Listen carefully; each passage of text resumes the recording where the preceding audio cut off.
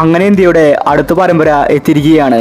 നാളെയാണ് India England ഏകദിന പരമ്പരയ്ക്ക് തുടക്കമാവുന്നത്. 3 ഏകദിനമാണ് ഇന്ത്യ ഇംഗ്ലണ്ടുമായിട്ട് കളിക്കുന്നത്.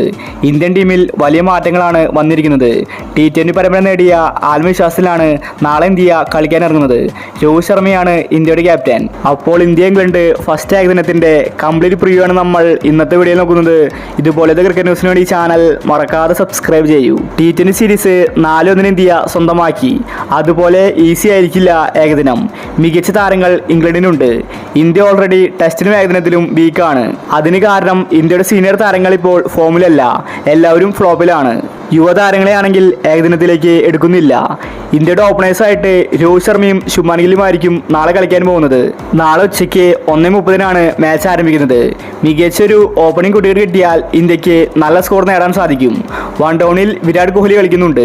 ഏകദിനത്തിൽ കോഹ്ലി മികച്ച രീതിയിൽ കളിക്കാറുണ്ട്. പക്ഷേ ഇപ്പോൾ രോഹിത് ശർമ്മയും കോഹ്ലിയും ഫോം ഔട്ടാണ്. അതാണ് ഇന്ത്യൻ ടീം നേരിടുന്ന പ്രധാന വെല്ലുവിളി.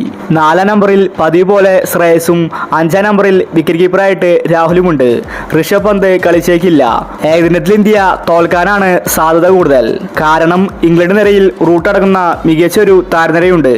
ഏകദിനത്തിൽ ഇംഗ്ലണ്ടിനെ തോൽപ്പിക്കാൻ എളുപ്പമല്ല. ഇന്ത്യ ആകട്ടെ ഫോം ഔട്ടിലുമാണ്. സഞ്ജു ലാസ്റ്റ് ഏകദിനത്തിൽ സെഞ്ചുറി അടിച്ചിട്ടുണ്ടായിരുന്നു. എന്നിട്ടും സഞ്ജുവിനെ ഒഴിവാക്കി. ശരിക്കും സഞ്ജുവിനെ ഏകദിനത്തിൽ പരിഗണിക്കേണ്ടതായിരുന്നു. ഗൗതം ഗംഭീർ പറഞ്ഞിട്ട് പോലും BCCI കേട്ടില്ല.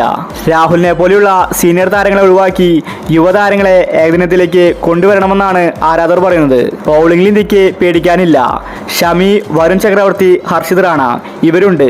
ബാറ്റിംഗിലെ ഫോമാണ് ഇന്ത്യക്ക് ഇപ്പോൾ തിരിച്ചടിയാവുന്നത്. അപ്പോൾ നാളത്തെ ഇന്ത്യയുടെ പ്ലേയിങ്ങിൽ നോക്കാം. രോഹിത് ഗില്ല്, കോഹ്ലി, ശ്രേയസ്, രാഹുൽ, ഹാർദിക്, ജഡേജ, വാഷിംഗ്ടൺ സുന്ദർ, വരുൺ ചക്രവർത്തി, അർഷദീപ് സിംഗ്, ഷമി. ഇതാണ് ഇന്ത്യയുടെ പ്ലേയിങ് 11. അപ്പോൾ നാളത്തെ ഏകദിനത്തിന് വേണ്ടി കാത്തിരിക്കാം.